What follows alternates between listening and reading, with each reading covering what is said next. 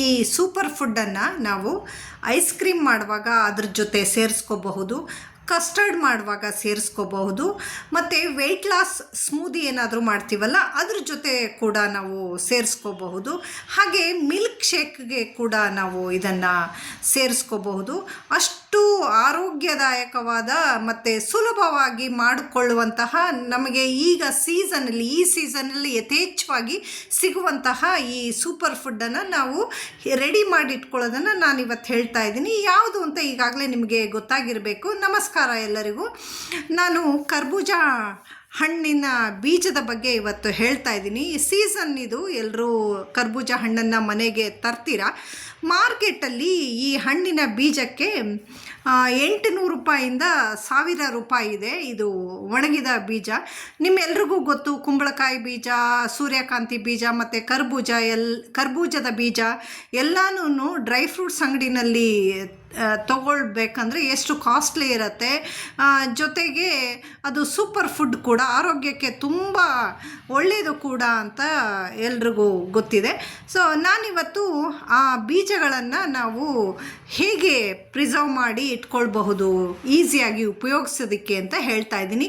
ಒಣಗಿಸೋದು ಬೇಡ, ಅಥವಾ ಬೀಜದ ಮೇಲೆ ಇರುವ ಸಿಪ್ಪೆಯನ್ನು ತೆಗಿಯೋದೆಲ್ಲ ಏನು ಬೇಡ. ಈಸಿಯಾಗಿ ಈ ಥರ ಮಾಡಿ ಇಟ್ಕೊಂಡ್ರೆ ನಾವು ನಮ್ಮ ಆಹಾರದ ಜೊತೆ ಸೇರಿಸ್ಕೊಂಡ್ರೆ ಆರೋಗ್ಯಕ್ಕೂ ಒಳ್ಳೆಯದು. ನಾವು 5 ಸ್ಟಾರ್ ಅಥವಾ 7 ಸ್ಟಾರ್ ಹೋಟೆಲ್ಗೆ ಹೋದರೆ ಕ್ಯಾಶ್ಯೂ ಗ್ರೇವಿ ಅಥವಾ ಬಾದಾಮ್ ಗ್ರೇವಿ ಅಂತ ಮೆನ್ಯೂ ಹಾಕಿರ್ತಾರೆ. ಅದರಲ್ಲಿ ಇನ್ನೊಂದು ಗ್ರೇವಿ ಬಗ್ಗೆ ಅವ್ರು ಹಾಕಿರ್ತಾರೆ, ಅದು ಮಗಜ್ ಗ್ರೇವಿ ಅಂತ ಹೇಳಿಬಿಟ್ಟು ಆ್ಯಡ್ ಮಾಡಿದ್ದೀವಿ. ಈ ಒಂದು ಅಡುಗೆಗೆ ನಾವು ಮಗಜ್ ಗ್ರೇವಿಯನ್ನು ಆ್ಯಡ್ ಮಾಡಿದ್ದೀವಿ ಅಂತ ಹೇಳಿಬಿಟ್ಟು ಅವರು ಮೆನ್ಯೂನಲ್ಲಿ ಹಾಕಿರ್ತಾರೆ. ಅದೇ ಮಗಜ್ ಗ್ರೇವಿ ಯಾವುದಪ್ಪ ಅಂತ ಹೇಳಿದ್ರೆ ಇದೇನೆ, ಈ ಬೀಜದಿಂದ ನಾವು ಮಾಡ್ಕೊಳ್ತೀವಲ್ಲ ಅದೇನೆ ಮಗಜ್ ಅಂತ ಹೇಳಿಬಿಟ್ಟು. ಇದನ್ನು ನಾನು ಬೀಜ ಎಲ್ಲ ತೆಕ್ಕೊಂಡ್ಬಿಟ್ಟು ಚೆನ್ನಾಗಿ ಆ ಪಲ್ಪನ್ನೆಲ್ಲ ಉಜ್ಜಿ ತೆಗಿತಾ ಇದ್ದೀನಿ. ತುಂಬ ಏನು ತೆಕ್ಕೊಳ್ಳೋದು ಬೇಡ, ಎಷ್ಟು ಸಾಧ್ಯನೋ ಅಷ್ಟು ತೆಕ್ಕೊಳ್ಬೇಕು. ಮತ್ತು 1-2 ಸರಿ 3 ಸರಿ ನೀರನ್ನು ಹಾಕಿ ತೆಗಿಬೇಕು. ಈ ನೀರನ್ನು ನಾನು ಮತ್ತೆ ಉಪಯೋಗಿಸ್ತೀನಿ. ಆಮೇಲೆ ಇದನ್ನು ಬೀಜಗಳನ್ನು ಮಿಕ್ಸಿಗೆ ಹಾಕಿದ್ರೆ ಸಾಕು, ಆರಾಮಾಗಿ ನುಣ್ಣಗೆ ಪೇಸ್ಟ್ ಆಗುತ್ತೆ. ಸ್ವಲ್ಪ ನೀರು ಹಾಕ್ಕೊಳ್ಬೇಕು, ತುಂಬ ಹಾಕ್ಕೊಳ್ಳೋದು ಬೇಡ, ನೀರು ಆಗಿಬಿಡತ್ತೆ. ಅದನ್ನು ರುಬ್ಕೊಂಡು ಬಂದರೆ ಒಳ್ಳೆ ನೋಡೋದಕ್ಕೆ ಹಾಲಿನ ಥರ ಕಾಣಿಸುತ್ತೆ. ಇದನ್ನು ನಾವು ಒಂದು ಜರಡಿನಲ್ಲಿ ಹಾಕ್ಬಿಟ್ಟು ಸೋಸ್ಕೊಳ್ಬೇಕು. ಅದು ಸಿಪ್ಪೆಯ ದಪ್ಪ ಭಾಗ ಇರುತ್ತಲ್ಲ ಅದು ಸಪ್ರೇಟ್ ಆಗಬೇಕು.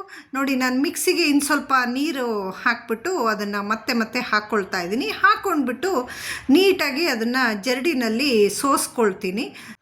ಸೋಸಿದ ನಂತರ ಸಿಪ್ಪೆಯ ದಪ್ಪ ಭಾಗ ಇರುತ್ತಲ್ಲ ಅದು ಹಾಗೆ ಉಳ್ಕೊಳ್ಳುತ್ತೆ. ಇದನ್ನು ಮತ್ತೆ ನಾನು ಆವಾಗಲೇ ಪಲ್ಪನ್ನು ತೆಗೆದಿದ್ನಲ್ಲ ನೀರು, ಅದೆರಡನ್ನು ನಾನು ಒಂದು ಕಡೆ ಇಟ್ಕೊಳ್ತಾ ಇದ್ದೀನಿ. ಏನಕ್ಕಪ್ಪ ಅಂತ ಹೇಳಿದ್ರೆ ಇದನ್ನು ಗಿಡಗಳಿಗೆ ನಾನು ಲಿಕ್ವಿಡ್ ಫರ್ಟಿಲೈಸರ್ ಆಗಿ ಉಪಯೋಗಿಸ್ಕೊಳ್ತೀನಿ. ಹಾಗಾಗಿ ವೇಸ್ಟ್ ಮಾಡಬಾರ್ದು, ತುಂಬ ಒಳ್ಳೆಯ ಫರ್ಟಿಲೈಸರ್ ಆಗಿ ಕೆಲಸ ಮಾಡುತ್ತೆ ಗಿಡಕ್ಕೆ ಇದು. ಇದನ್ನು ನಾನೀಗ ಐಸ್ ಟ್ರೇಗೆ ಹಾಕ್ಬಿಟ್ಟು ಇಟ್ಕೊಳ್ತೀನಿ ಫ್ರಿಜ್ಜಲ್ಲಿ. ಮತ್ತು ಅದನ್ನು ಈ ಕ್ಯೂಬ್ಸನ್ನು ನಾನು ಒಂದು ಬೌಲಲ್ಲಿ ಕಲೆಕ್ಟ್ ಮಾಡಿ ಇಟ್ಕೊಂಡ್ಬಿಟ್ಟು ಪಲ್ಯ ಅಥವಾ ಸಾಂಬಾರು ಮಾಡಿದಾಗೆಲ್ಲ ಸೇರಿಸ್ತೀನಿ. ಆರೋಗ್ಯಕ್ಕೂ ಒಳ್ಳೆಯದು ಮತ್ತು ರುಚಿ ಕೂಡ ಇರುತ್ತೆ. ನನ್ನ ಇವತ್ತಿನ ಈ ವ್ಲಾಗ್ ನಿಮಗೆ ಏನು ಅನ್ನಿಸ್ತು ಅಂತ ಹೇಳಿಬಿಟ್ಟು ಕಮೆಂಟ್ ಸೆಕ್ಷನ್ನಲ್ಲಿ ಕಮೆಂಟ್ ಮಾಡಿ ತಿಳಿಸಿ. Thank you, bye.